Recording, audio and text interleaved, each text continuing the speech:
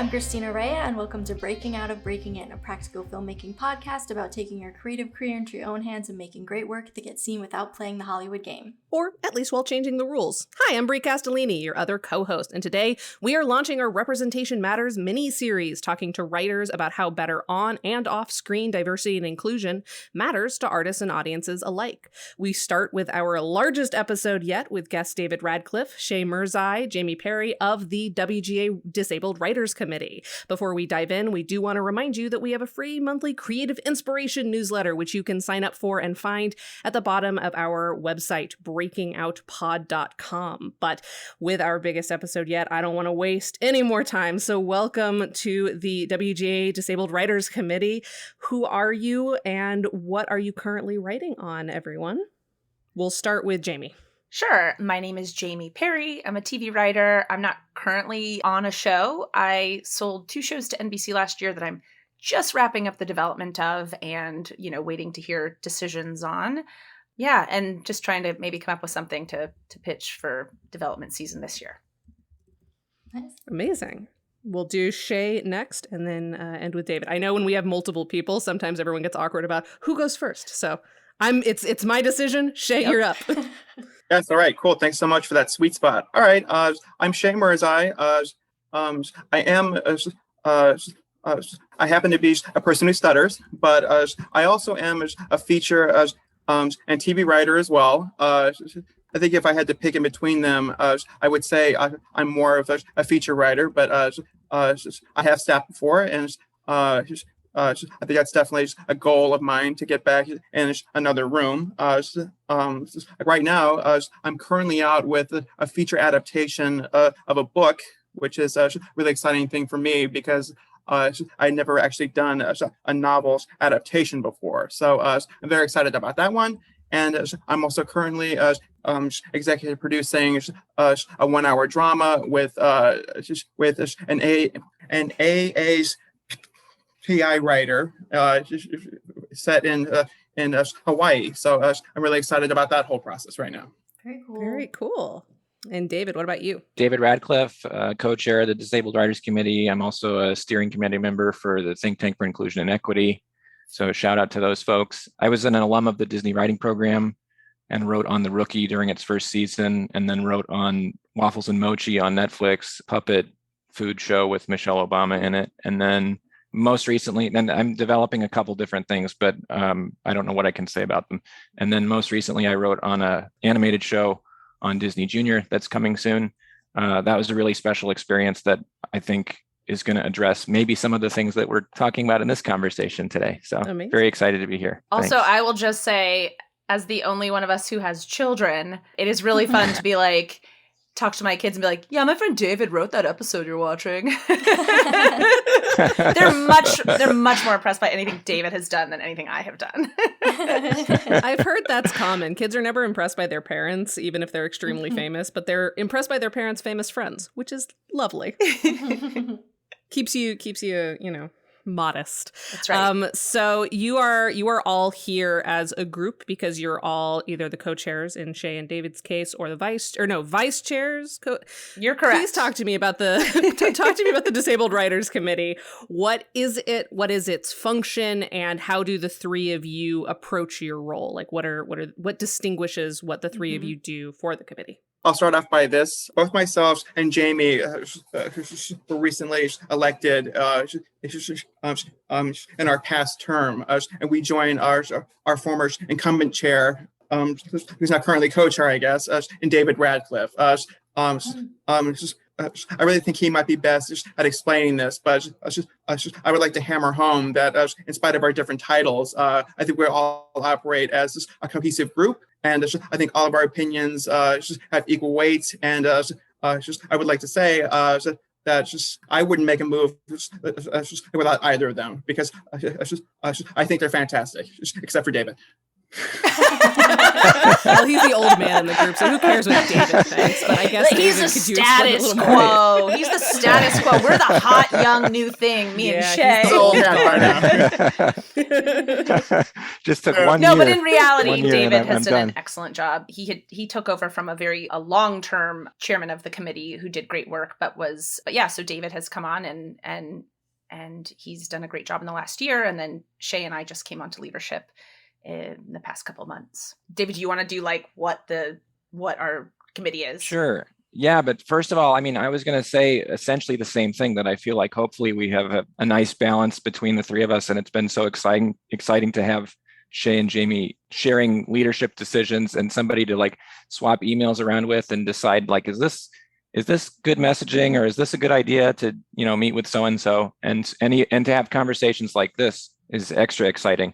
So yeah, I came into the Guild, as Jamey said, after Alan Rucker had been chair of the committee for quite a while and had really helped sort of birth what it was. Mm-hmm. And in the past year, with COVID and everything, all of our meetings have been in Zoom. And one of the things that we miss is that in-person interaction, even though we also recognize that Zoom makes things in some ways a lot more equitable and a lot safer for disabled people, especially during COVID, but also in terms of writers' rooms and everything like that. And equity is really at the center of a lot of what we talk about in the committee and across a lot of the DEI committees at the Guild, as you'll discover when you talk with other folks. And one of the cool things about our group is that it really touches a lot of different facets of life and a lot of different experiences. So what is accessible to me might not be fully accessible to Shay or Jamey or to a deaf member of our community. And so keeping all those things top of mind is really very educational and exciting, and I think a great benefit for the industry at large when we get them to a place where they are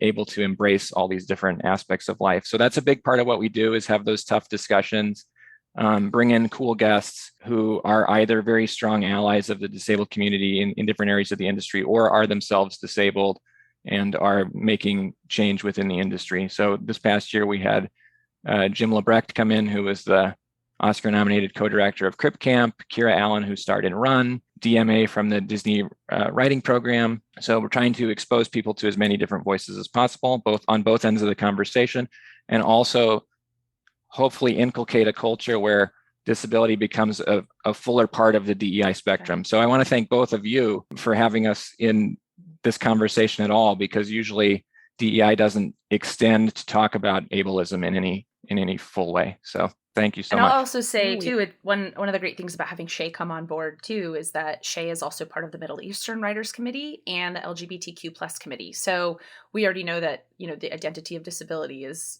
at the intersection of so many others. So it's been nice to have Shay's input and also the connections that Shay has with those other communities. Oh, stop, Jamey. I feel like that's a very valid point as well too, because I think what's so special, for lack of a better word, about our group is that being disabled, it doesn't really exist in a bubble per se. I feel everyone who has a disability is already an inherently intersectional person as well. Mm-hmm. Yep. Yeah. Totally. And disability is so much a function of environment more than anything else. So the disability itself, often for many of us that have lived with our disabilities for years and have grown in many cases to a sense of comfort with our disability. No. Sometimes the most disabled. But you're not comfortable with David's disability. That's different, Shay. My disability. It's like so uncomfortable. Sometimes the most disabling thing is the perception Yep. of disability, not the disability itself. And so, and one of the strengths of having a committee where so many people have so many different types of disability is it causes us all to check our own assumptions and privilege. And so the things that I might try to set up in a meeting, for example, as someone who can hear, it might take a half a second for me to think about, well, what about our members who can't hear or who have low vision or something like that? How can we make, that's why when we set up this interview, I asked about transcripts for podcasts and that sort of thing, because we do have deaf members that would love to jump on, what is that? You folks will have to remind me that service that folks were using that's basically like you get on a call in the industry and everybody chats. Oh, Clubhouse? Clubhouse. And now it's Twitter Clubhouse, Spaces. yeah. right? Yeah. So the thing with Clubhouse was like, we started to see all these people get on and like learn the inside secrets of the business. But if you're deaf, Yeah. and Clubhouse doesn't transcribe any of its stuff, so that's just another barrier of entry for somebody who's deaf or has, low hearing. So these are the kind of things we think about. No, that's great. And I'll also say, I mean, and I'm the millionth person to make this observation, but it's always important. You know, our community is the only marginalized community that any one of you could join at any moment. You know, like maybe you're not disabled right now, but you could be in an hour, or someone you really love could be. So to me, it's like so silly and self-sabotaging not to care about disability and the way that disability is represented, because you live long enough and you will become disabled. That's a threat. That's a great point. It's a very aggressive and that's Yes, I will disable you. That's part of the mindset shift too, and I think it's a mindset shift that all of us go through, whether born with your disability or acquiring it later, is thinking about the areas in which it becomes a positive thing in your life. For example, there's a low likelihood that I would have met anyone on this call if I weren't a disabled person. And there are a lot of valuable relationships in my life that are a function of me, speaking up about something disability related or looking out for someone else who needs assistance. And so it really does open up a whole other area of your life that ultimately leads to other stories too. And we don't see many of those stories on TV or in film, or if we do, they're often written by non-disabled people who may think disability is still a sad thing. Temporarily able-bodied, is that? Well, yeah. I mean, I think David also makes a fantastic point there too, because there are a number of benefits as well. Because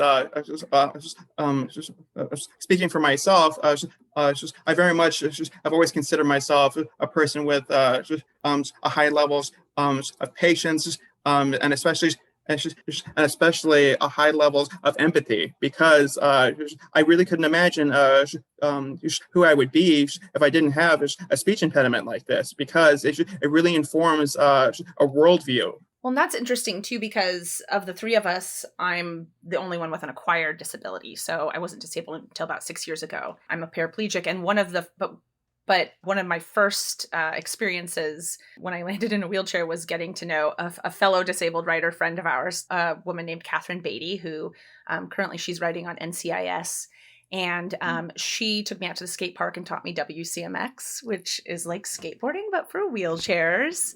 And so my entry into the world of disability was blessedly, without the taboo of looking at my wheelchair as a prison, or, I'm bound to it, or what I got to see it as pretty much immediately was wheels on my ass that could make me go really, really fast and provide a lot of fun and thrill at a time in my life where I was looking for that, looking for a chance to live again. So I know a lot of people who haven't had that experience, and I feel bad for them. Or they go 10 years, 20 years before they have an experience of the freedom, the joy, the positive aspects of it.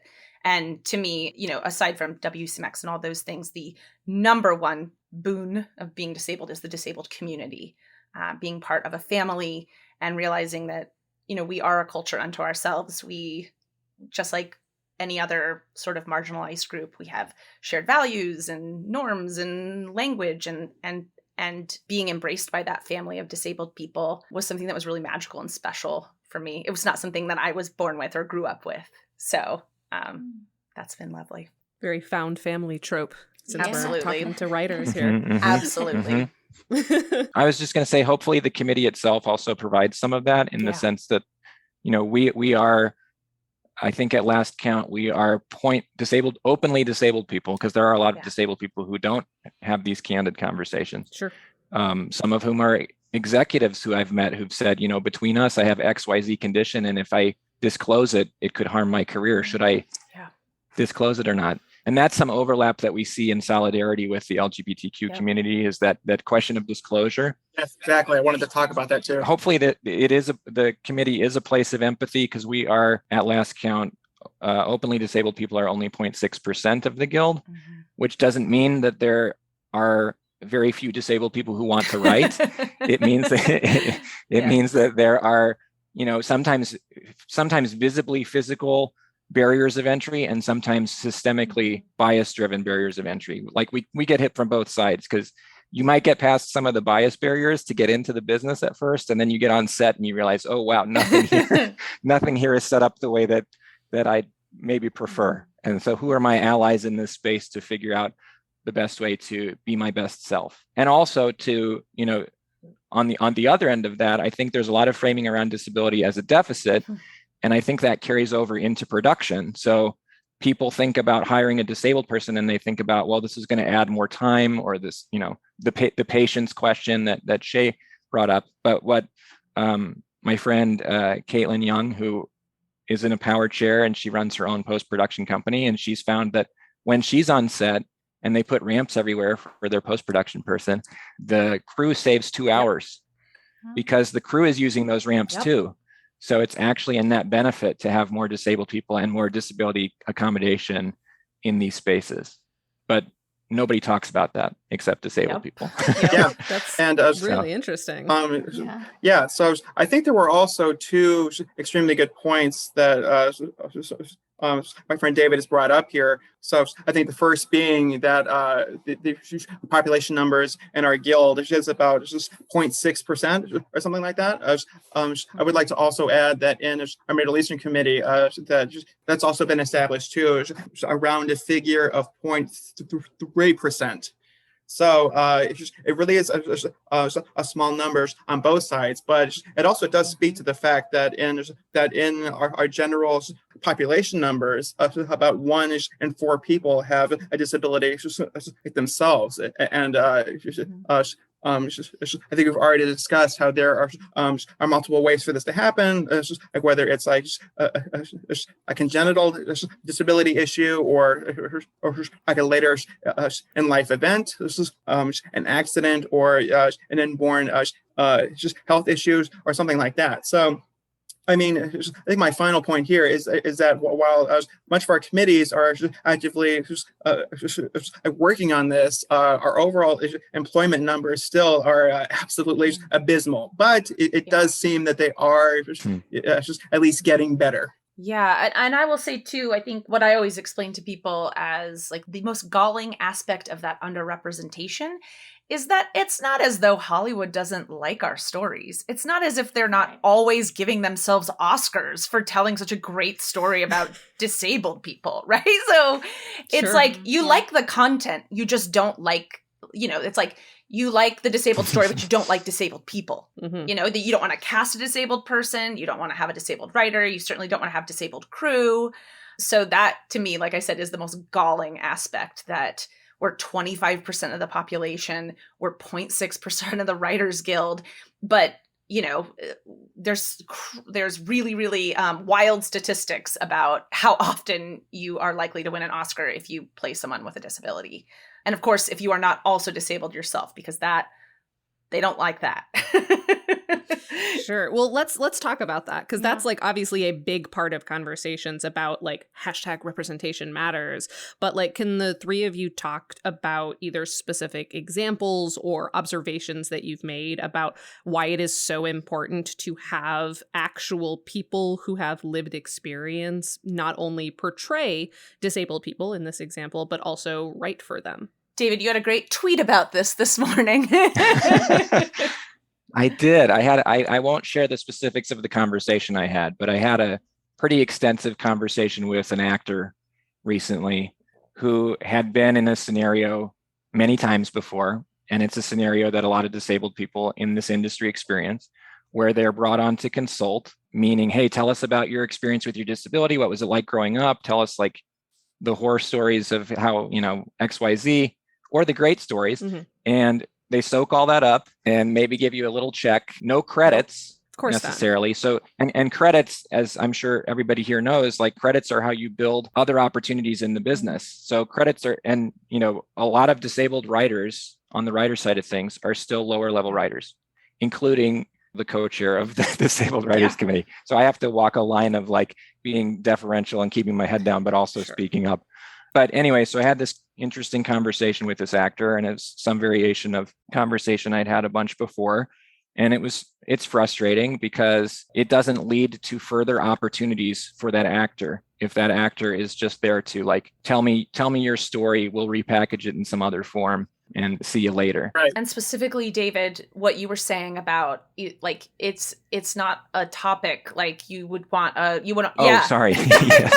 No, Thank you, no, Jamey. the other part was good too. Yeah, That was just... so I would think I always say it's not a technical skill. Disability is not a technical skill. Like if you want to call, and as someone that wrote on a cop show, I know how the cop side of things in the business works. Like they have someone on set who's a technical consultant for like, this is how you clear a room, or hold your gun this way, or approach the car this way.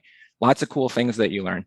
That's technical consulting. That is not what the disability experience needs, because disability in ways similar to race or gender or sexuality is a lived experience with all that entails. And to Jamey's earlier point, there is a certain like culture of disability. And even within the broader disability culture, there's deaf culture. Yes. And I wouldn't expect to be an expert on deaf, like don't call me in to be an expert on deaf culture, right? So I think the industry needs to move away from the idea that disability is a technical skill and more to think of it as the underrepresented community, lived community that it is. And that way we can get more people into more spaces to do impactful work and then gain credits and credibility and rise. So we don't have so many disabled writers and actors just scrambling for like, maybe I can be an extra in the background of something somewhere sometime. You know? And so I think I want to take a little bit of a step back here, because what we're talking about here actually has a name, and this is like a practice called doing a sensitivity read. As I always feel, right? I very much feel that's just like a nice way of saying, hey, if we're able to put a disabled person's name on this, then obviously like the show is all good. Right. Mm-hmm. The professional equivalent of I have a black friend. That's exactly why I right. the N-word. Right. Exactly right. Yeah, so I think a better way to stop these is essentially hires a person who's able to write this story from the ground up. So it wouldn't have to, it wouldn't even have to have a sensitivity read, because it already starts off as a very authentic piece of work. Yeah. Yeah, I also think that like sensitivity reading is such a tricky concept in general, because like obviously even within a lived experience, there is so much diversity and how one person experiences a true thing and feels something is sensitive or not is going to be completely different. You see it on Twitter. You see like when people get upset about something on Twitter and the showrunner or whomever producer gets on and says, well, we had so-and-so, consult on it and they said it was fine. It's like so frustrating when it's working at odds with what the larger disabled community or the disabled activists are, the line that they're pushing. And also you have to wonder why they're saying it's fine.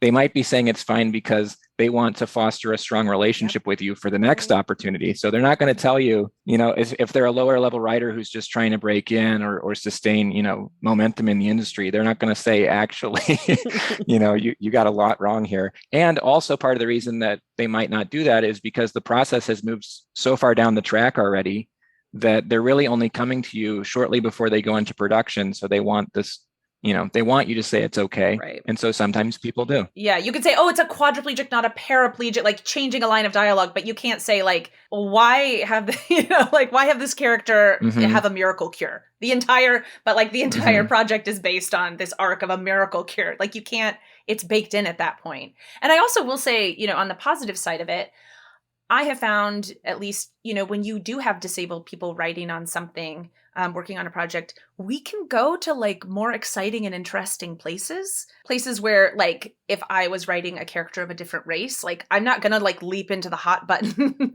parts of that. Like it's not my experience and I want to be respectful and I don't want to speak out of turn. But when you actually have people who live that identity, who own that identity working on something, you can get into trickier, more interesting things because it's coming from the person who holds that identity themselves. So, I mean, certainly there can be lots of debate, and there always is within these communities, and certainly the disabled community is no exception.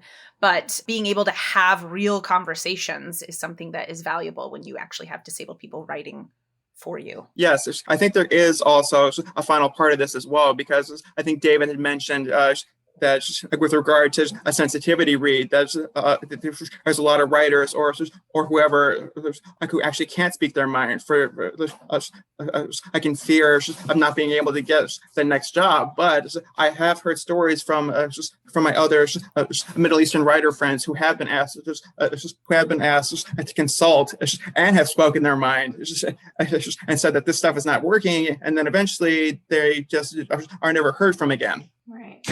Of course. No, Yeah. Do you call the cops, Shay? No, so they misspoke a little bit. I meant that their notes are never heard from again. Yeah, So sure. it's basically, okay, Yeah. our writer was brought in, our sensitivity read is done. Yeah. It obviously didn't go great, but hey, it's still, at least we tried. Like, Yep. Yeah, Hand the notes to legal so that, we crossed our T's and dotted our I's. Yeah. Or, as is the case for a lot of underrepresented communities, there's the we couldn't find the right person. Sure. We gave it a good college try. We just couldn't find a talented disabled writer. And the interesting thing now, from where I'm sitting in the guild, is I know when I hear that stuff, I know whether that place has reached out. Obviously, Sure. if you're making a good faith effort to look for a disabled writer, one place you might check is the Disabled Writers Committee at the Writers Guild of America It's West. almost like it's And what so- they're for. Yeah, right. So there's an easy way to find out if they actually, check things out. And and I also want to emphasize, I don't think anyone in our community is interested in dragging a particular project. Yeah. We're actually Yes. there to help. And, and we also understand as working writers, the precariousness of various projects and all the notes that come in, and studio and network and, or development execs and so on. And so we're not, I think there's a difference between talking to disabled people who really want to break in but haven't, versus those that have broken in and done the work. Because once you are on the other side of these conversations, you start to see why people get, everyone sort of retreats to what they know already and what has been safe and what has been proven. We're all going to work with the same people we've worked with before, so on and so forth. So, but our committee is full of professional writers with disabilities that are available to help and work. yeah, and I think a final thought there is that I don't think any of us are in the business of shaming other people. I will certainly say that there are a few things out there that actually must be shamed. Sure. But I think we're very interested in having much more of an open approach where these executives or people who are making these other shows and films, it serves everyone a lot better if there is an open door policy. Yeah, I think that's important. Yeah. And I'm curious, because obviously your committee has so many wide-reaching implications and has so many members with very different experiences. Even the three of you have wildly different experiences, have different needs in a room and on set. So how are you making sure that you are balancing all of the disparate needs of a allegedly single community, when obviously I think you could probably all agree that there's a wider diversity even within your community than in probably many of the other guild committees? Right. So first of all, I think David, I would probably be able to make a better answer for this question. But a major point that I really want to hammer home is that having a fully accessible room or making sure that a writer's accommodations are met. A lot of these asks are very tiny. It's like having a way to get upstairs, or having a showrunners, in my case, who was willing to hear me pitch all of my ideas that actually might take a bit longer, but I basically just really only needed an extra levels of patience, and maybe for people to think that I make funny jokes. That's basically it. It's all we want is validation for our funny jokes and a little bit of patience. Yeah. So in terms of balancing the committee for everybody, to be totally candid, it's always a work in progress. So, there are times when we'll be in the middle of holding a Zoom meeting and I get a message from someone that, as you can see on this video call, the lighting in my apartment is not ideal. So sometimes for meetings, I'll bring in more lights because I'll get a message from someone saying, I can't read your lips. Someone who has low hearing. And so those are things that I have to be aware of and adjust to. And it goes back to the empathy point that Shay made earlier. I think by bringing more disabled people into these spaces, I don't think disabled people, and this is at risk of massive generalization, but I think that there's a stronger aptitude to figuring out, like, how can I be helpful? And am I gonna take offense at the fact that you need something? Mm-hmm. And I think that a lot of non-disabled people, their initial trigger is like, well, I tried, or like, why are you mad at me? Yeah. Whereas if you're someone talking to a disabled person, hopefully there's that pivot is a little bit quicker, because it's, at least for me, I feel like it takes more to offend my delicate sensibilities. if someone needs a little help, like that's fine. So yeah, but it's a conscious decision to make spaces equitable, but it's a necessary one, especially as like COVID is going to change a lot of people's lives in rapid time.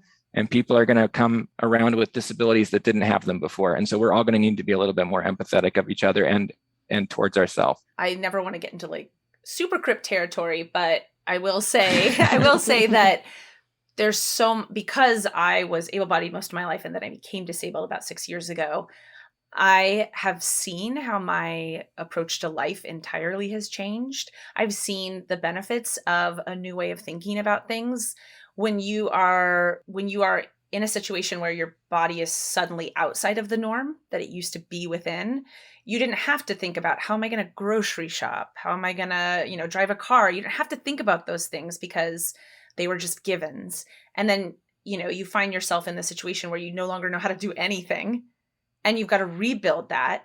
And so for me, and this is, David talks about this a lot as well, like singing the praises of disabled writers, like we are people who know how to do that. And like I said, I have seen I feel like my brain has become more elastic and more flexible. It's a skill that transfers over from, like, by the way, like grocery shopping is not a problem. I thought it was gonna be a problem. It's not a problem. Did you know that you can push a cart with your one hand and like push your wheel with the other? Or even like, I learned from a disabled friend that you can kind of like do this like serpentine motion and you can move the cart, right? So things that seemed impossible, or like, I guess I'm going to have to get my groceries delivered forever.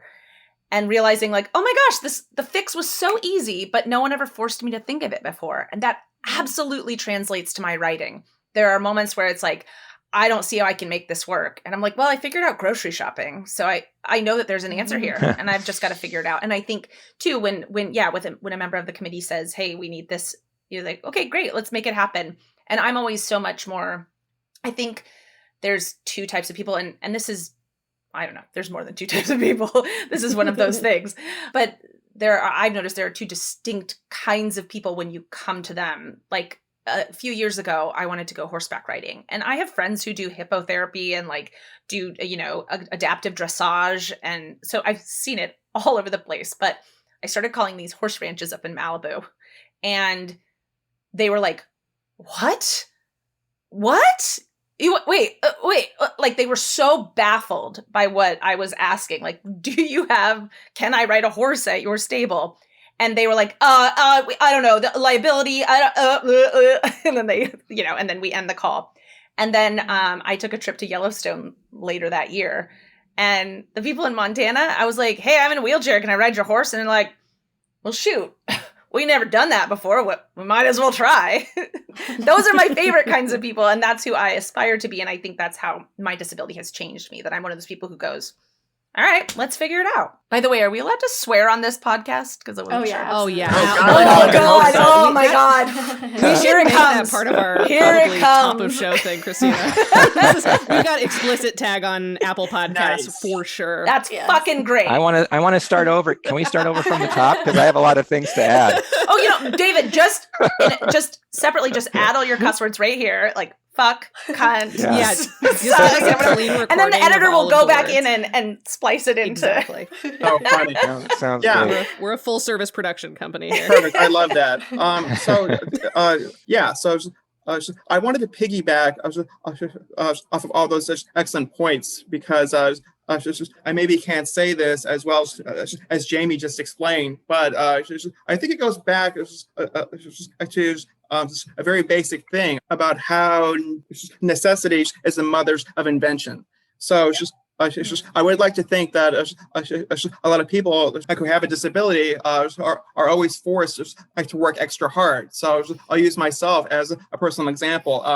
As I speak with a stutter like this, I constantly have a stream of running words in my head, where if I anticipate a stutter or a silent block, I automatically have to think of a switch word I can use. So I think that I think that actually is a huge part of the reason why I like to think that I developed a really large vocabulary, because you're a walking thesaurus. That's exactly what I am, but I had to be, basically. So I think that speaks to a much larger point as well, and this is based in stigmas and stereotypes. But a lot of able-bodied people always assume that a person with a disability is not as capable, or perhaps is not as smart. Like it's just a running stereotype about people who stutter are that they're dumb, or perhaps they're not as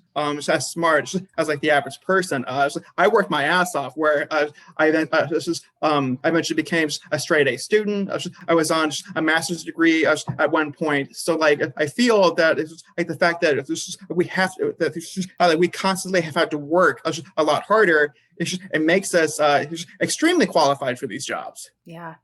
100%. Whenever I have these kinds of conversations, I always think of that Modern Family episode where Christina Vergara, I don't know why I said Christina, Sofia Vergara's character gets upset about, like, do you know how smart I sound in Spanish? That's exactly right. Comes up a lot. Yes. The second language speakers are constantly assumed to be less than. It's like, because I have to translate everything in my head from my native tongue. That's exactly and when you think 2 seconds, you're like, oh wow, you're probably like genius level compared to most people. Yeah, which, like, especially the disdain coming from Americans who speak one language. And barely that. Let's be honest. We're all on Twitter. We've seen the shit people are posting. Yeah. To Shay's point, which I think is great, there is a way to frame disability, as we have throughout this conversation, for all these positive benefits. And I think it's useful for writers when they interview for jobs. I have 2 quick thoughts on that. One is that when I interviewed for The Rookie, a lot of the conversation that I had with the showrunner, Alexi Hawley, was, I don't know anything about police work. All I've learned about police work, I've seen from other TV Columbo. shows, but Columbo mostly. But as I understand this pilot, it's about someone who has to work twice as hard to get half as far, because he's older than the other rookies, and like people wonder if he's up to the job, and so on and so forth. And he has to keep a smile on and keep his head down and whatever. And I said, I have felt some version of that as someone with cerebral palsy all my life. You're like walking on my crutches with a group of friends, and suddenly like most of the group is 8 feet ahead, because they've found their own rhythm and their own conversation. And now I'm back with whoever decided to straggle behind. Especially when you're in a pack of wheelchairs. Well, the nice thing about moving with other folks in wheelchairs is we're all kind of at the same height. Or like I was at a film festival with a friend of mine who's a little person, and we were at the same height. Yeah. We were able to have a conversation without me straining my neck to look up. So lots of benefits there. Also, I used to do some work with a brand strategy company, and there was an experience that I had that I've never forgotten, where I was doing some kind of research of an HR message board for various corporations. And someone on this HR message board said, why would I hire someone with a disability when I can hire someone without one? And that has stuck in my, that's like, the cat's out of the bag. That is the person. Off. Yeah. Mask off. I will have to disable that person, though. I will. We're building our criteria. Yeah, exactly. When Jamey will come after you. I've got a list. I've got a list. Taking notes, everyone. Well, in some sense, you kind of like, you live for those moments, because it's like you see you thought the frog was singing and dancing, but nobody else was seeing it. And now someone else like just flat out says the frog is singing and dancing. Saying the quiet part out loud. So at least, yeah. So, but I remembered that because, I didn't bother to write a response, but the response to that is, you don't know that the person who has the disability doesn't have extraordinary skill in one of the areas that you actually need. The fact that I can't walk doesn't impede my ability to write or collaborate or any of the things that we're discussing here today. All that it does is put me in positions where environments tend not to think about people like me. And that's a problem with the environment, not a problem with me. Yes. Yeah. I think that's the, I know that the term has been associated with so many negative things, but that is like the red pill moment for disability, when you realize, oh, I'm not the problem. The built world around me is the problem. That these things are built by human beings, and it would have been just as easy to make it an inclusive space as it is to make it inaccessible. And I always think, like, I also think disability is so contextual. So, like, to birds, all humans are very sad, inspirational little disabled people because we can't fly, right? So, like, if you were hanging out with a bunch of bird friends and they're on the second floor and they're like, oh, sad, there's no stairs. Oh, sad, he can't fly, like, and I always think of that too, like when I'm at the skate park, right? So I'll be at the skate park for a couple hours, like dropping in and, shredding, doing some cool stuff. And then, then I go back to my car and I'm loading back into my car, and like a little old man will come up and say, Missy, do you need some help? And I always think, like, oh man, I wish you had seen me like 2 minutes ago. You would never have asked me if I needed any help. And I even think about, like, with my friends or Christina and Bree, like, okay, so if we're in a grocery store and I need something off a high shelf, then you're able-bodied and I'm disabled, but come with me to the skate park and we'll figure out who's disabled. Also, both Christina and I are very short, so I don't think we're actually going to be that right. We'll have to think of something else then. When we're talking about like sets and things like that, again, that is built world stuff, and it is just as easy to not do it a crappy way. It's a little bit hard to take when a UPM says, like, oh, sorry, we can't accommodate a wheelchair. Like, oh, you mean like in the replica New York City that you built in the Iowa prairie, you couldn't possibly have put in a ramp? Like, it's absurd on its face. It's just that you don't want to, and you don't see a need to. You're not getting any pressure from someone who might influence you to do it. And gosh, that's part of what we do with the Disabled Writers Committee. It's part of what, TIE does, the think tank for inclusion and equity, and just reminding people. And like the Inevitable Foundation has done some really great work in the space. They have an ad campaign right now that you may have seen. It's all over LA. It's at the Grove with this simple message that there is no diversity, equity, and inclusion without disability. So yeah, just reminding people that we're here. They also have the cost of accommodations report, which speaks directly to this. Like, to Jamey's point, it doesn't cost. First of all, it's ideal to get it right from the beginning so that you just build equitable spaces from the start, because retrofitting, is that's probably where most not of the as cost ideal comes from. as it actually and it's not as ideal as doing it right the first time. But this cost of accommodations report from the Inevitable Foundation is the first of its kind report to basically go through the line item of how much would it cost to have someone with this particular disability.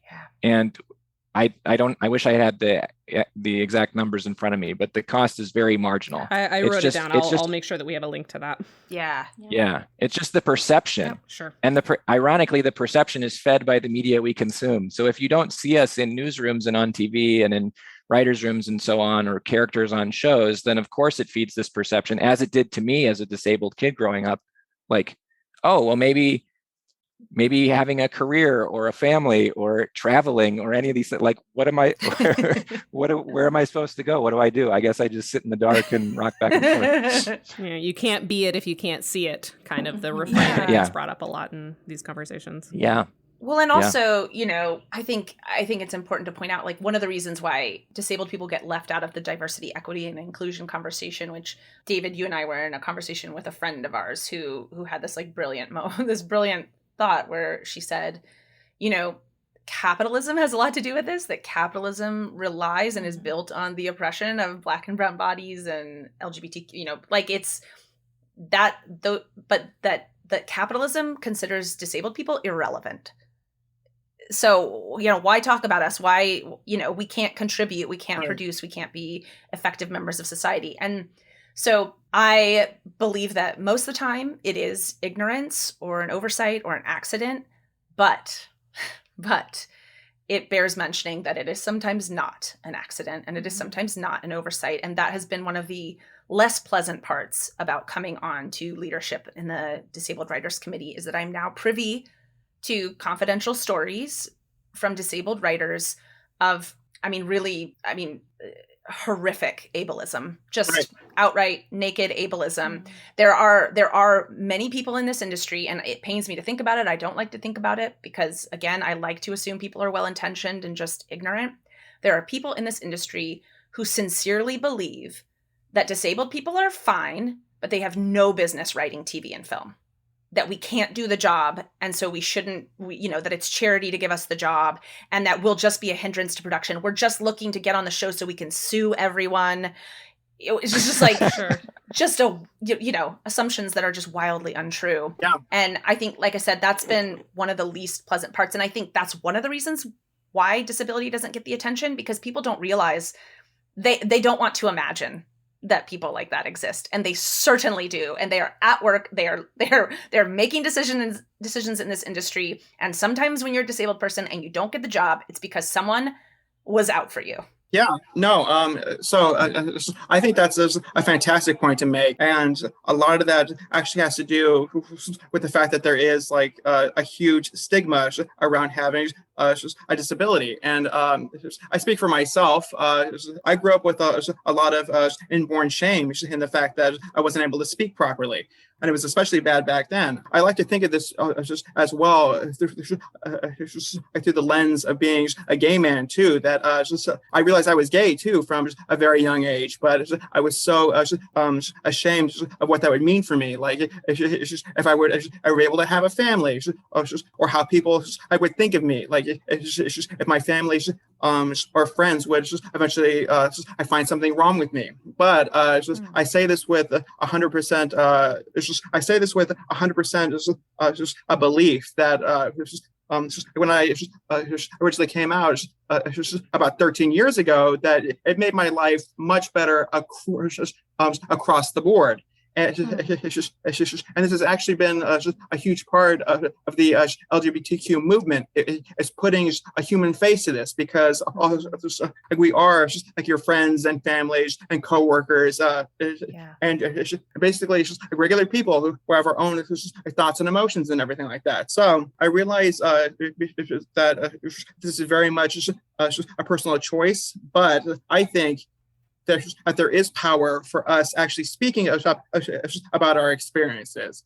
I think the more of us we step up and actually own it, it works very much in our favor, because if people are really aware of just how many of us are out there, it's hard to keep a stigma going about that. Mm-hmm. Yeah. I think a lot of listeners will probably be surprised by the 1 in 4 stat. Yep. And I hopefully it causes everyone to be thinking about it. And this is bringing it back to why representation matters so much, is so that you know that you're not alone, so that you know that you need to be more thoughtful, even if you're not disabled yourself, or the knowledge that you may become disabled, and wanting to be aware of how there are so many things in your life that you shouldn't be taking for granted.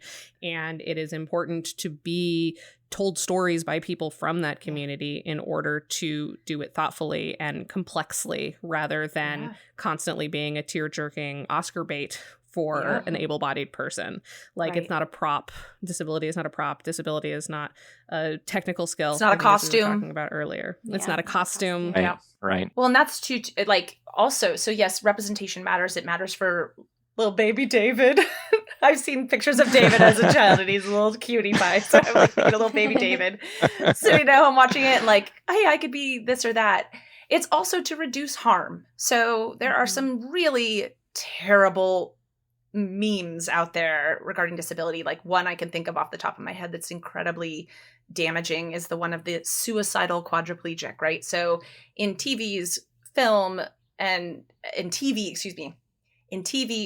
books, it's like a given. The first thing the character thinks about when they become disabled is, I guess I better die.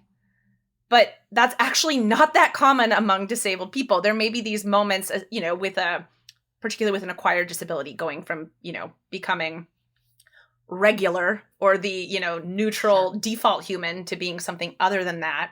But that's not the overwhelming sentiment, and that most quadriplegics don't kill themselves. They actually realize that they can have like a rich, wonderful life with family and people who love them, and they can actually do a lot of the same things that used to bring them joy in a different way.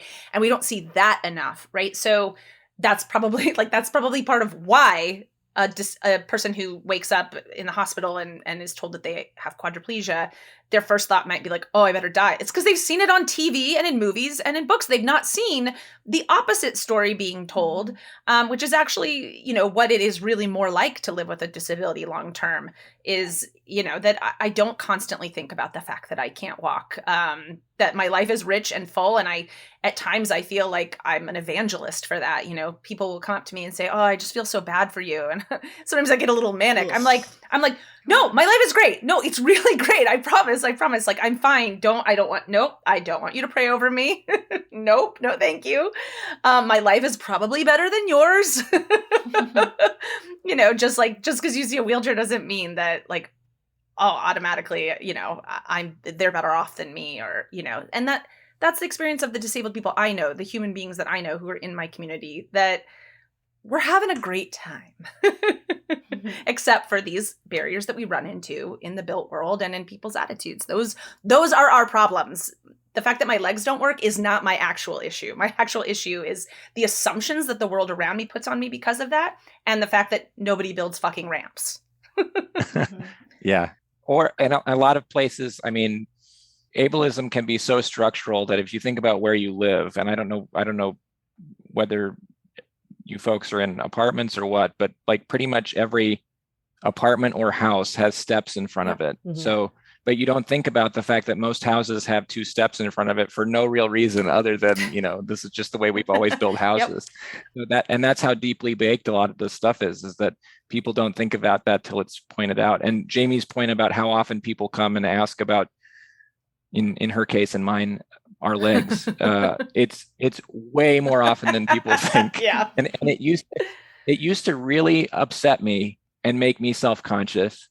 And now that I've like more fully embraced the opportunities behind storytelling or connecting with other people, like now it's just stuff that I share on my Facebook just so people can see. Like, you'll never believe the weird conversation I just had with somebody passing down. I love David's tales from public transit in LA. but it used to be that I just would like hold that stuff inside myself and feel frustrated for the day that, some random stranger asked about my penis on the subway. But wow.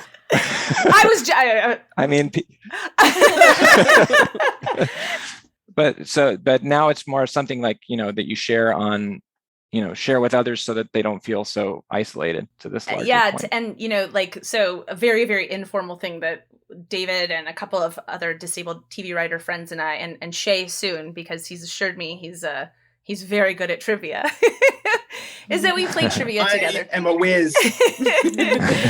We play trivia together. So just very casual. It's not like a big organized thing for the committee. It's just like as friends, we've gotten together. And those are the most healing times. And we can sit and bitch and commiserate.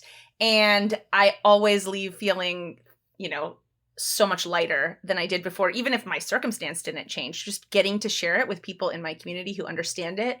And again, like going back to that, like if there's one thing I could wish for most disabled people in the world is that they would look around and realize they're part of a family, they're part of a community, and that is actually a huge strength for us. Yeah. I also just wanted to make like a point when we're talking about accessibility and stuff. So, and Shay, you can share whatever you want here, but when we're talking about a writer's room, so like Shay can charge up 5 flights of stairs, but in a writer's room, and I don't want to share anything that you're not interested in sharing, Shay, but like that has been, that someone might say, oh, I'd rather I can have a person in the room in a wheelchair, but not a person with a stutter. Right. Which again, those contextual things, and also like it's the tiny, like I'm friends with Shay. It's worth the wait. It's worth the wait. Like he's, like you can wait 5 seconds, right, and hear like the inner workings of his cool mind, and that he brings that to the table in a writer's room. But there's no reason why we have to why we can't take, 5 minutes and be patient. And neither of those things have to do with writing skills. Exactly. Being able to get upstairs Not. or Exactly. say things as fast as other I people. happen to be a fantastic writer, so hey. Well, and that's like the other thing. So we talked about deaf writers, and it's on an individual basis whether or not a deaf person considers themselves disabled. So I never put that label on anyone, because some deaf people are very clear in that they're not disabled, they're deaf. But talking with some of our members who are deaf, they have an unbelievably tall hill to climb to get into a writer's room, just for want of an interpreter. And that's it. But because they have this barrier to communication, even though, like I said, they don't have any issues on set, they can, charge up and down stairs.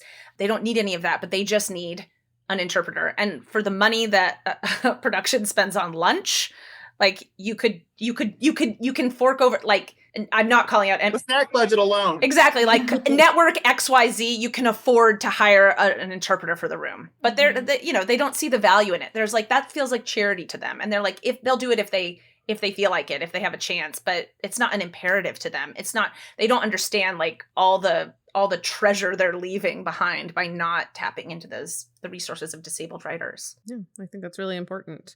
So zooming back out to representation matters on like a consumer point of view, this is always like a rough question to ask, but sometimes lovely question to ask is, have you ever seen yourself represented? If so, do you remember the first time you ever like saw yourself on TV or film, or have you yet? Because that, unfortunately, for a lot of us, myself included, happens where you haven't yet. Well, there's tons of gay Persian stutterers on TV. Not yet, there are. No, exactly. And of course, like, we contain multitudes. But when was the first time you felt you saw yourself or something in yourself represented in a way that you were like, oh my gosh, #mood? All right, so I think this is going to be a very gay answer, but I am a huge fan of Romeo and Michelle's high school reunion, right? At the very end of the movie, and it's just a really sexy cameo from Justin Theroux. It basically comes up, and he was a character who had a weird back and forth thing with Janine Garofalo. Where he essentially stalked her back in high school, but he would never speak to her. And then at the very end of the movie, like he says, it's because I had a very bad stutter. So I finally saw somebody else who actually said the word stutter out loud. But then at the same time, it filled me with like a false level of hope, in that he was like, like now that I'm a grown up man, I was back at a high school reunion, I finally beat that stutter. And it's like, like, it's great hearing now I can get the girl. Now I can get the girl. Yeah. Yeah, right? Yeah, I'm also thinking of like Bridgerton, the first season of Bridgerton. That's a major plot point, is that the male lead had a stutter as a child, but overcame it. Yeah. Oh, God. Through. Overcoming it. Well, it's like a fun fact about stuttering. It really is like, it's just a small minority of people who actually keep stuttering as they grow up. So I think I'm one of the a smaller number special people out there, I guess. But I mean, it's made me who I am. So I don't think that I have to have hope that I'll finally stop stuttering someday, because it's exactly how Jamey said. I have a really kick-ass life as it is. So yeah, I will say, mostly as far as representation go, I mean, some of my heroes are, Madison Cawthorn, Greg Abbott. On the top. They're not going to think you're being sarcastic. Wait, no, Jamey, I think you mistook the people that you're going to disable after this Right. conversation. No, we're on a different part of the conversation. No, I memean, the fact of the matter is I have not seen myself represented, but I'm also like, wah, poor little white lady. Like, I got represented for, the first several decades of my life. But I think for me, what I really, really don't see is disabled parents being portrayed on television and in film, where it's not about like their injury or whatever. It's just like a mom who has a kid, because people are just always so shocked when they see me out with my kids, and they're always like, oh, they're so they're so wonderful to help you. And I'm like holding one of my like daughter's things. My son is like crying, and I'm like, they're not helping me. I'm helping them. They are an impediment to me. but I don't see that. And I see, like even like, playgrounds that are, that are accessible. They're built for disabled kids, not for disabled parents to bring their non-disabled children to. I also think, like as I get long in the tooth, I don't see disabled women who are athletic, who are doing extreme sports, I don't see any of that, right? Like, I don't see people who are proud of their disability, proud of their, their standing in the disability community, proud to be a part of this family. I don't see people embracing that. And so, the 2 shows that I sold last year, at least one of them was intensely about that, that it's about a group of disabled friends who, are in their late 20s and they're just like making life happen. And so, and I wrote that because I had never seen it. Those are both such great answers that You're going to really shit the bed on this one, David. Yeah, David, beat that. It's tricky. So at risk of dating myself, like I grew up watching a lot of The Wonder Years and Quantum Leap and Columbo. These were not shows where, and admittedly, Columbo was an older show. I was a weird little kid, but anyway, these were not shows where disability was part of the even conversations that characters were having, right? So, but I mean, I do remember I did feel very like a kinship with Kevin Arnold, except I was much more of a Paul than a Kevin for those that watched the show. But who was Paul? Yeah, I remember. I'm way too young for this conversation, David. I'm so sorry. That's right. They're rebooting it, so maybe. Great. I'll understand then. I'll call you back. Is it comfortable to podcast in your swaddle like that, or do you want your arms free? It's really not. Goo goo gaga. So it took a long time. I remember feeling like, there were Kevin Arnold elements of life that I experienced and understood, but he still wasn't like touching on the areas of life that I was uniquely experiencing as a disabled person. And to be totally frank, like I didn't know how to contextualize disability in my own life. I remember being on a baseball team with a bunch of kids with different disabilities and thinking, well, I'm not as disabled as this other kid. So you're always like framing against like, as if to be disabled is to be something to be avoided. Mm-hmm. So it was a long time. And then when Breaking Bad came around, people, and I was already a big Vince Gilligan fan from the X-Files, which was another very formative show for me. People were like, did you check out this Breaking Bad show? And they were coming to me not because of Vince Gilligan, but because there was a kid with cerebral palsy on it who really doesn't like RJ Mitty. He's not, and he's not driving the story, but just to have him there was something that people were bringing up. And I remember being at a sandwich place, standing on my crutches, and people ask me questions all the time and like, or just stare and ask, and wonder. And this teenager came over and said, what happened to your legs, man? And I told them, and I used to have like this little brief TV guide response explaining what cerebral palsy was in case anybody cared. And I said, but instead I said, do you watch Breaking Bad? And he said, yeah. And I said, I have what Walt Jr. has. And he said, oh, cool. And he walked away. And I was like, that was the easiest conversation I've ever had about my disability. And it was because there was a direct thing to point to say, it's not exactly this, but this. And then that's all they needed to hear. And then it demystified the whole experience. So I will start saying, Madison Cawthorn. Please stop talking about him. I have what he has. Please stop with the ghouls. So here's something funny too that is, I think just popped into my head. I think it's a funny story. It's just like for both me and David as well about how Jimmy Vollmer on South Park not only walks with a set of crutches, but he also has a stutter, and he's still a very solid stand-up comic. And I always found that extremely inspiring. It's like the fact that he got up on stage and just would shoot his shot. That I hadn't thought of that, but it opens up a conversation I've had quite a bit, which is animation is much more open to us than live action is. I think both on screen and in writers' rooms, because there's not all these production things that people have built up in their head about what production is going to look like, but also, sadly, in animation, you can kind of toggle between whether someone is disabled or not. Because I know like on Family Guy, they had a joke where Joe, who's in the wheelchair, gets hit and he's like suddenly unparalyzed for a second, and then he's like reparalyzed again. Something you couldn't do in live action. But sometimes the coolest representation actually comes through animation, sadly, because so many folks in production are so uninformed about what disabled people can do and be. So, but that's also a benefit, though, to a lot of kids programming, I think, is really great with disability related things, because in those spaces, hopefully, if you're lucky, you're in a space where people are really explicitly and intentionally conscious of like, what is the message that we're sending with this material? How is this going to affect a kid watching this at home, or their parents, or the conversations they have? And those aren't always conversations that happen in writers' rooms for, legal, police dramas, or that sort of thing. Yeah. Adult TV.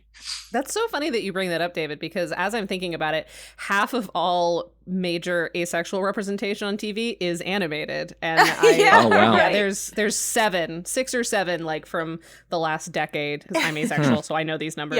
And half of them are animated, and most of them are Todd from BoJack Horseman, and that's it. Yep. That was the first one I thought of when you said that. It's the first one most people think of, and if you make YouTube videos about asexuality and look at your YouTube analytics, I would guarantee you, I would bet money on the fact that one of the search terms that got to your video was Todd from BoJack Horseman.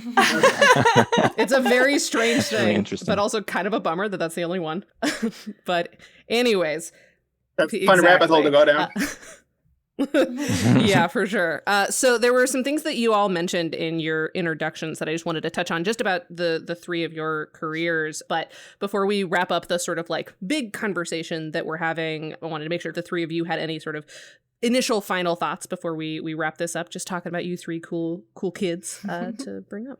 So I think a final thought that I have is that I originally got my start out here at the very end of 2008, where I was able to land an unpaid internship at a mini major studio, and I spent about 6.5 years there. It was a really great experience. I wound up moving from a story analyst to the head of our story department, and I worked with a team of really great people. But now that I have been here for going on about 14 years now.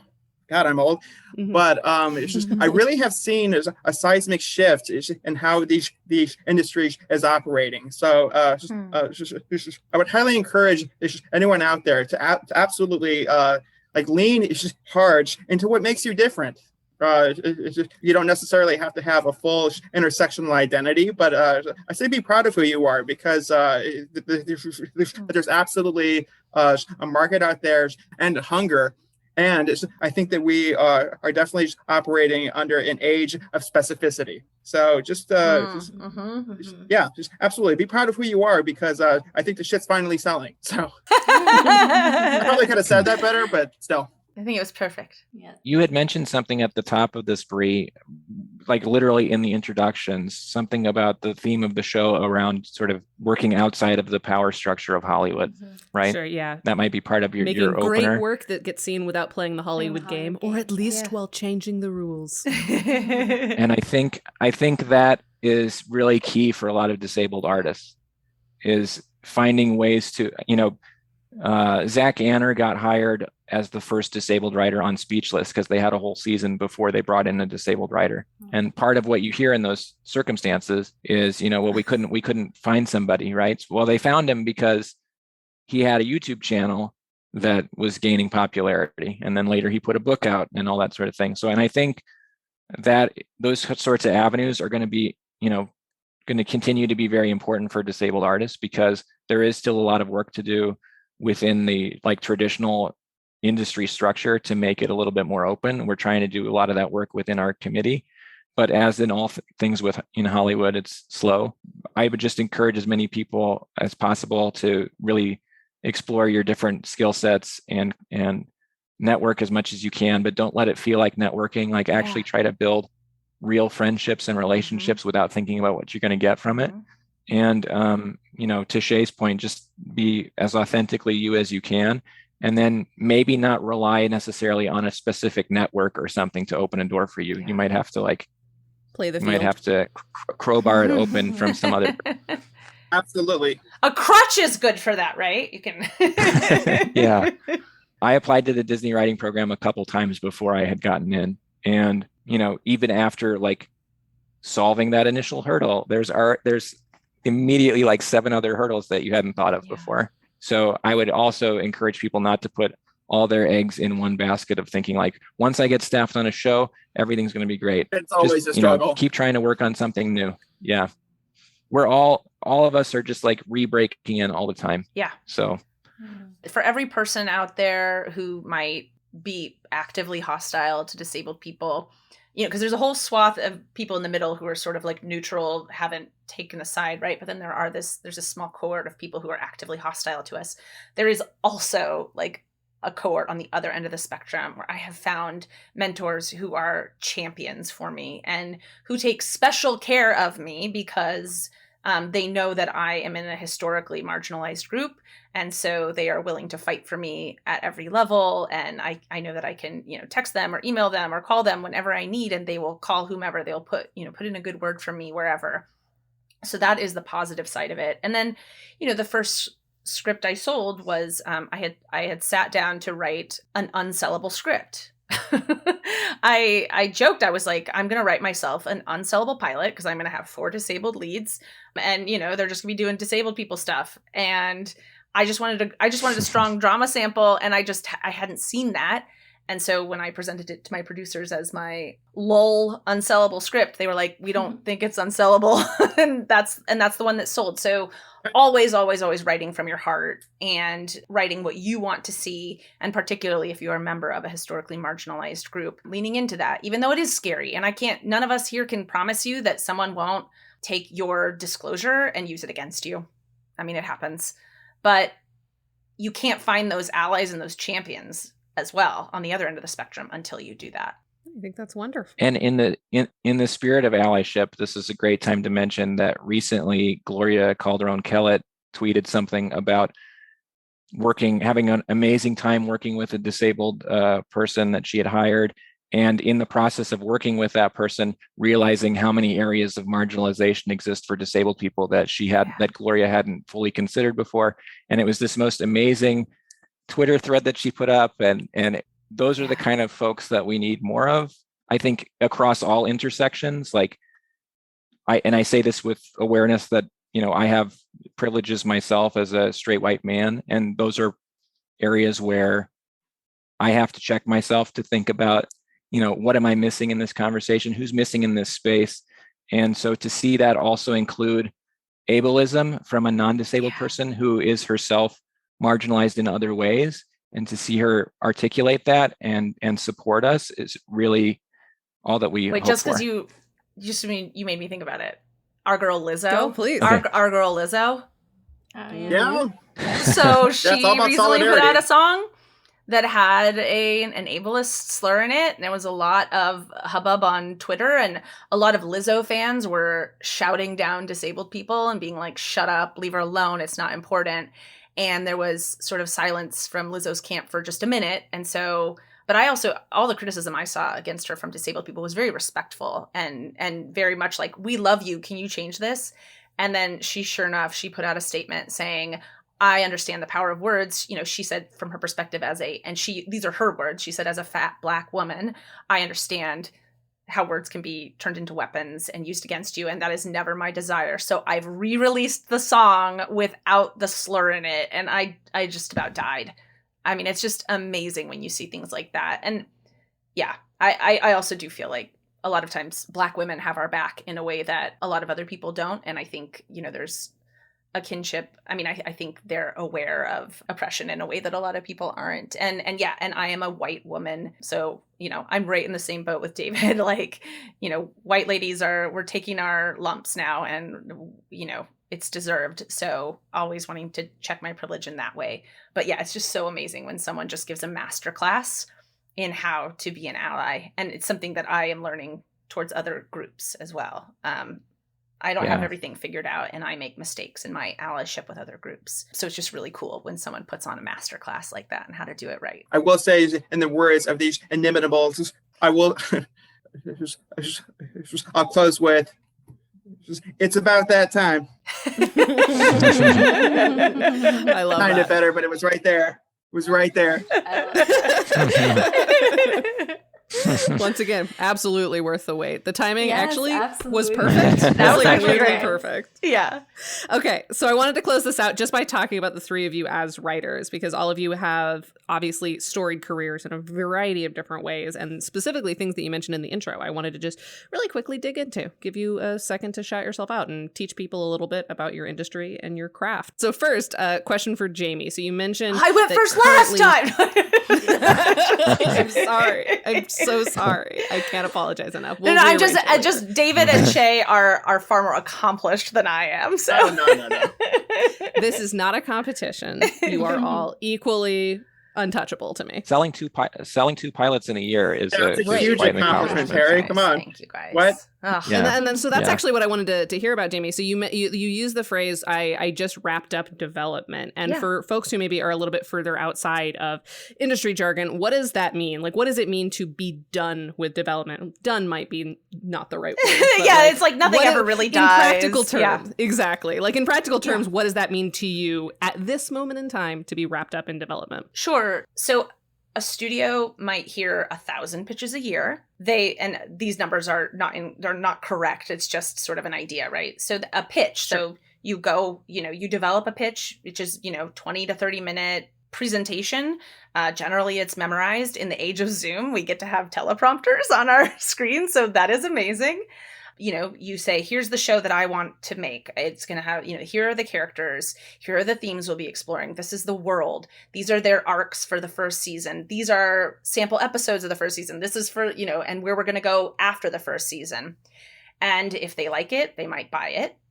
And in that amazing, wonderful circumstance, they pay you a lot of money and say, go write the pilot.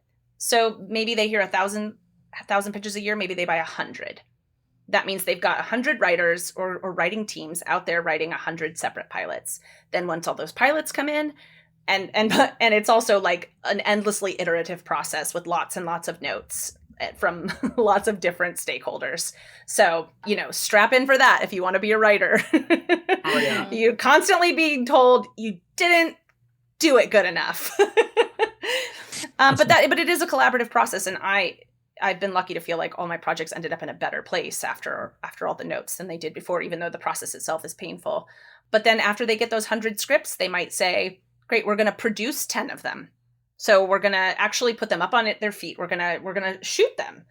And then when they get those 10 pilots that were made, maybe they choose 1, 2, 3, 4 to go to series. So you're going from 1,000 to 4. So the odds are forever not in your favor.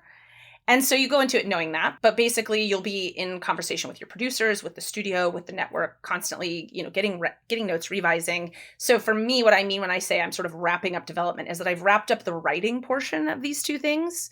And yeah, so now it's filtering through different processes at these two separate places.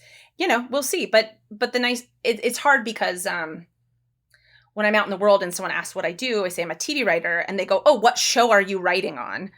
But Sure, yeah. Most TV writers are not writing on a show right now. I mean, just in terms of numbers, there's like 2,000 jobs on TV shows and like 200,000 writers who want them. So, people are always like, oh, wait, yeah. They go, oh, development. What's development? What does that mean? You sold a show. When do I get to see it? And it's like, well, there's a lot more to it than that. But yeah, Like but 8 asterisks after I'm a TV writer. Exactly. And a little cross, those little cross. Yeah. They run out of asterisks. A footnote.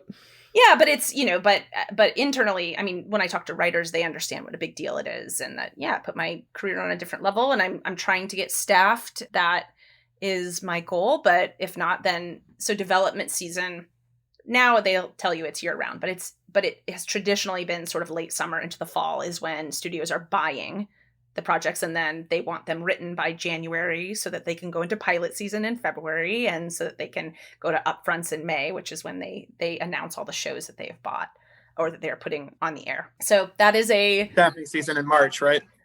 yes, exactly right. And yeah, I forgot staffing season. There you go. Yeah, it's in there somewhere. But yeah, so that's where I'm at right now. And so it's a little bit hard because I've spent so long on these two projects that now it's like, great, what else do you have? Sure. So yeah, I'm actually like, I was out at trivia the other night. David couldn't make it. Shay couldn't make it. They were both invited, and talking with my disabled TV writer friends and just commiserating over that. Like that moment, writers are just such neurotic creatures. And so that moment when you don't have an idea and you think, well, that means I'm a loser. I don't have stories. I'll never write again. And then that usually comes right before you come up with your next great idea. So I'm about to come up with my next great idea.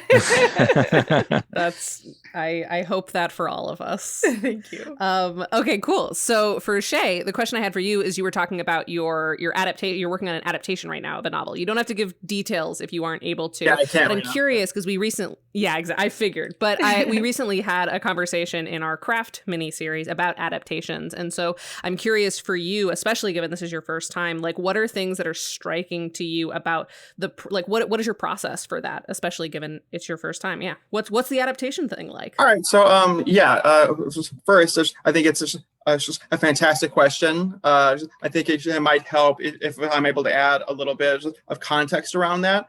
So Please. I think I mentioned that I spent about 6.5 years where I worked and I ran a studio story department. And for people who aren't aware, a story department is the script hub of a studio or a production company where it's just all the incoming scripts that are sent from from a series of managers or agents or executive producers around town. It's basically up to us to read and write up a coverage report for all of the executives who honestly aren't able to read all the scripts that are sent to them. So I had always wanted to be a working screenwriter myself, but I had never read a script, and I had never even attempted to write a script until I moved out here. So I very much credit that whole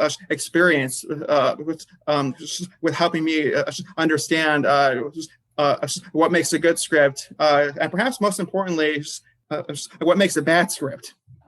So I figured out how to write, and then I'm very much more of a feature person. But I think Jamey basically already explained how rigorous a development process is. I would say it's even a bit worse in features because it moves much slower. So it's super crazy times.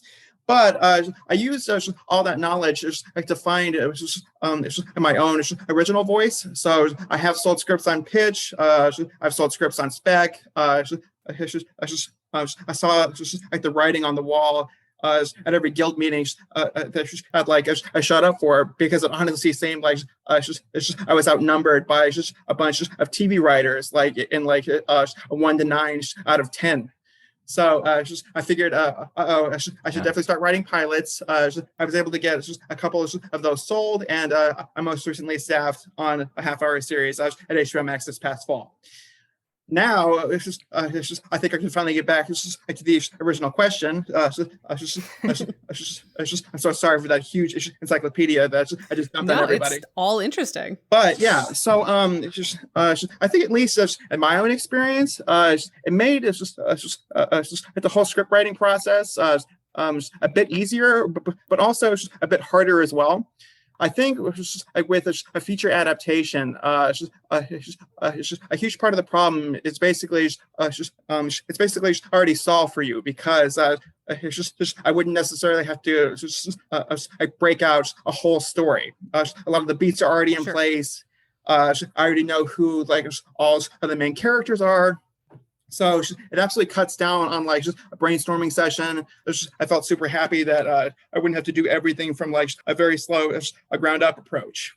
But I think just a flip side to that is that you still want to stay as accurate as you can to the original book itself, especially if it's a popular novel or a popular series of IP, because there is a loyal fan base involved. So basically walking a tightrope where I have to give it as much of my voice as possible, but I have to stay in just a certain zone that actually stays true to the original work. And it becomes doubly harder if the original writer's voice is a lot different than yours. Here in this case, because I'm also an action and like a high stakes thriller writer. If that was the same space that the book already exists in, so I didn't feel I was far. I didn't feel as if I was far out of my original element. I felt very at home, but it still involves like a super concise balancing act in order to make everybody happy, especially myself, because this is just like my work I'm putting out there too. Yeah, no, that's really interesting, and I would love to talk more about that, but we for the purposes of this one podcast, we're gonna leave it there, everybody. Yeah, but absolutely. Hey, I said too much anyway. Shay. No, you didn't. No. It's something we like about this podcast is showcasing how many different paths to success there are, and how many different ways people break in. We're trying to break out of what it means. But anyways, enough about us. David, about you. So obviously you've brought this up a couple of times about being a part of the Disney Writers Program. And we have had a number of people on our podcast from a variety of different, like of the fellowship programs who have won different contests. And so I'm curious for you, especially since you mentioned that it took you a couple of times to get in, what can you share about that experience in terms of like what you learned was more or less successful, and how did it like specifically help or not you along the path of your career? Oh, it definitely helps. In terms of what I learned, the first time I applied for it was at the advice of a teacher that I had, because I think he knew that, especially back then, breaking into television as a disabled person, you just weren't likely to get assistant jobs back then. This was before people were talking about disability much at all. In fact, when I finished film school, I sent a message to folks at different networks saying like, where's my Shonda Rhimes that I can like chart a path behind? You know, this was pre Ryan O'Connell and everything else. So, but I applied out of school and I got to the finals, and that was an illuminating experience. It's a challenging gauntlet of activities. Everything was very, very new to me. I hadn't had a pitch meeting before. I didn't know about studio work before. I mean, I'd gone to film school, but that's a very academic way of looking at things. Yeah. And so I got to the finals and I thought, oh man, this is going to be so cool. I finished film school and then maybe I'll be working on a TV show next year. And then I didn't get it. So then I had to and I ended up rerouting and like working for magazines for a bit and did a lot of journalism stuff, et cetera, et cetera. Later on, the Disney program took in a writer in a wheelchair whose name's David Renault. He's on The Good Doctor. He is both a medical doctor in real life and a disabled television writer who is from Vancouver. So there's like, he probably adds so much value to like what they're doing over there, and a great guy. Overachiever much? And he said, you should take another run at the Disney program because it worked out pretty well for me. And so the fact that, and again, this goes back to like, you know, we all want somebody to follow behind or learn more about the business through, who's going to see the business specifically through the eyes of a wheelchair user.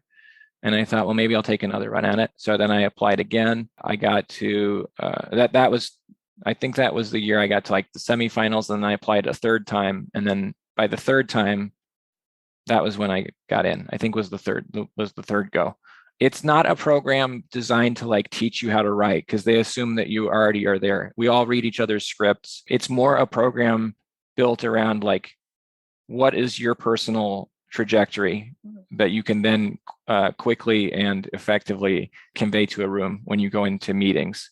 And so there's a lot of work around that. And it's a very diverse group. It's an interesting space to be in, though, because even in those spaces where diversity and inclusion are so central, I was the only disabled person there. So there were certain venues that we would go visit where the fact of having me there in that space made other people in the group aware of like, oh, this isn't really this must be a little bit more challenging for you. And so that is sort of a microcosm of what you will then experience as a disabled person on a television set, is a lot of those kind of moments of like, okay, everybody else is doing it this way.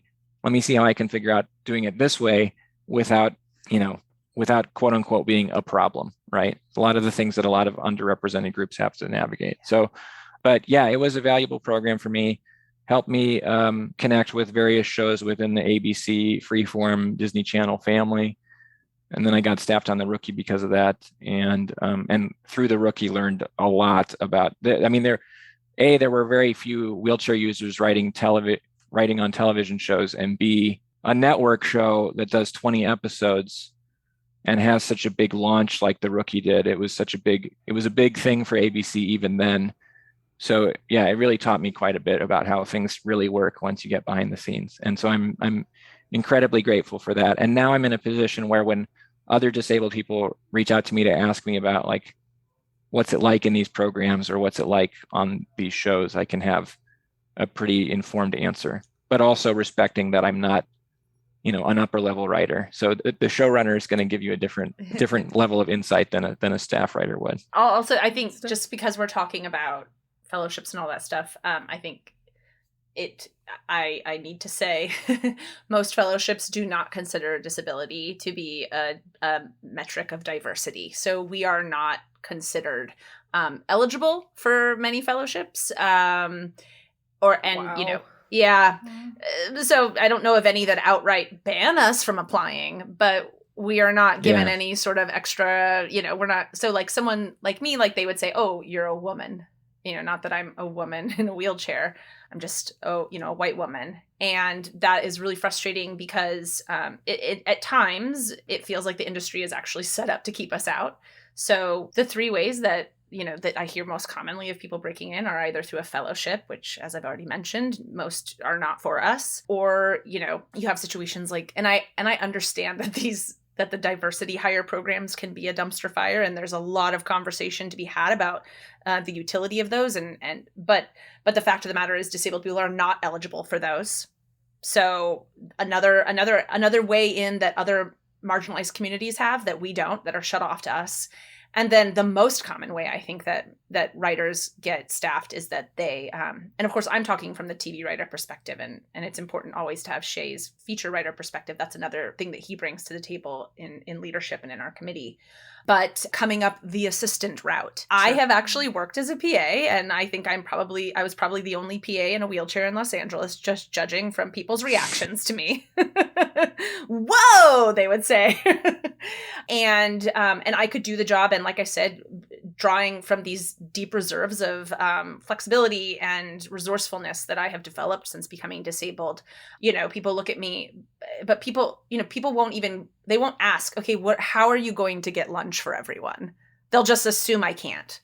And I won't even get the interview. And I've had also, and then so even all those things happen, right? So you have the interview, you do the Zoom interview, and then maybe they want you to come in, and then you realize that the writer's room is on the 4th floor of a building with no elevator. There are just, sometimes it feels like it's an insurmountable obstacle. Like, not only do we face all of the same issues as other historically marginalized groups, but there's also all the things that are built to help historically marginalized groups.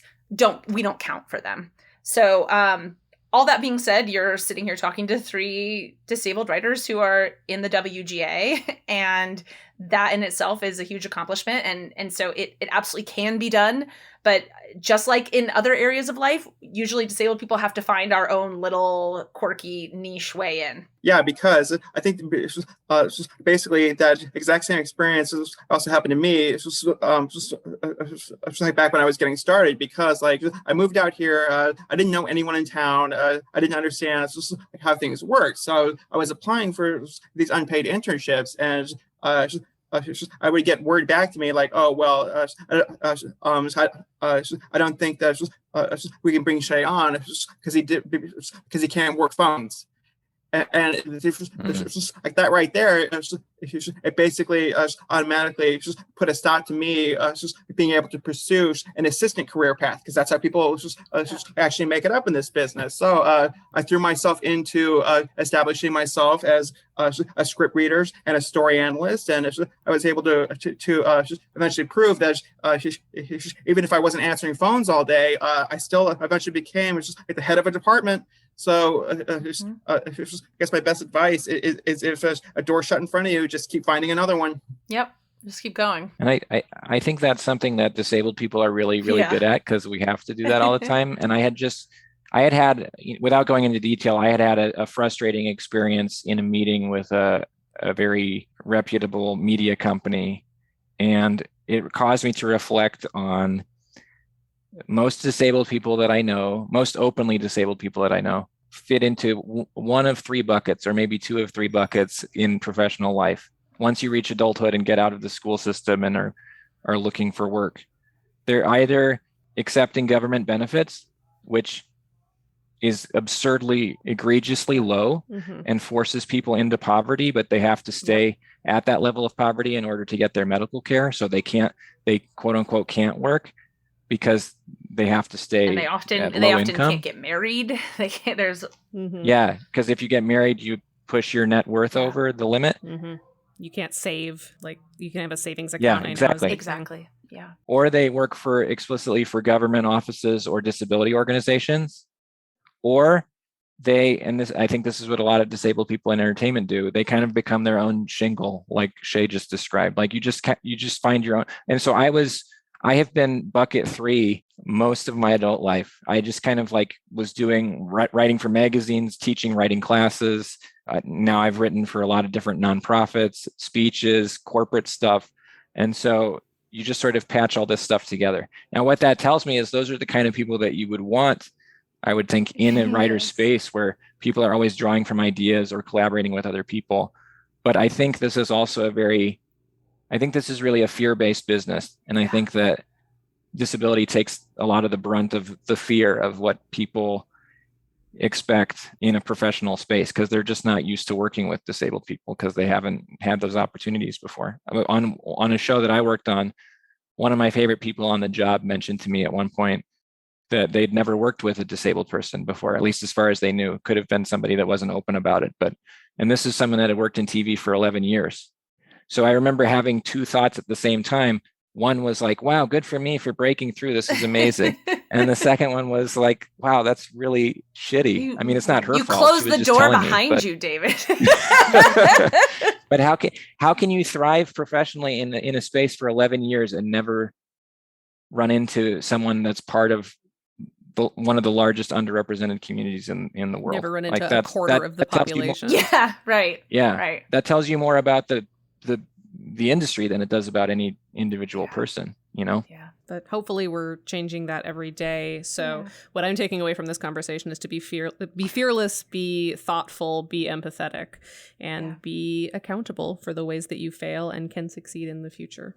Yes. Yeah, I love that. Well, thank you. Thank you, all of you, so much for joining us today. Obviously, we could be having a 4-hour conversation. We could keep going. We're going to cut it here for now. Thank you so much. Yeah. Thanks so much. And thanks for taking an interest in this topic. Yeah, of course. We can't thank you enough. Yeah, I just always want to like kiss the feet of anyone who's like, by the way, disability, what is it? Yay, they mentioned us. So we appreciate you guys, being really intentional about having us on and speaking about this community. It means the world. Thanks so much to Kelsey Rauber for our theme music, Kaylee Brown for our podcast art, Ezra Lee for editing this episode, and to all of you for listening. Links to learn more about them and our guest are in our episode description. And thank you to our Booby VIPs, who are our $10 supporters on Patreon. That's Kim Garland, Amanda Blunt, Anthony Epp, Kelsey Rauber, Norman Steinberg, and Brandy Nicole Payne. If you want your name on that list or you want to have access to all of our bonus resources related to each and every podcast episode we post for free, you can subscribe for as little as $3 to our Patreon at patreon.com/breakingoutpod. Or join our free newsletter where we share a new creative prompt each month. Next episode, we chat with Sav Rogers of the Trans Film Center. Be sure to tune in.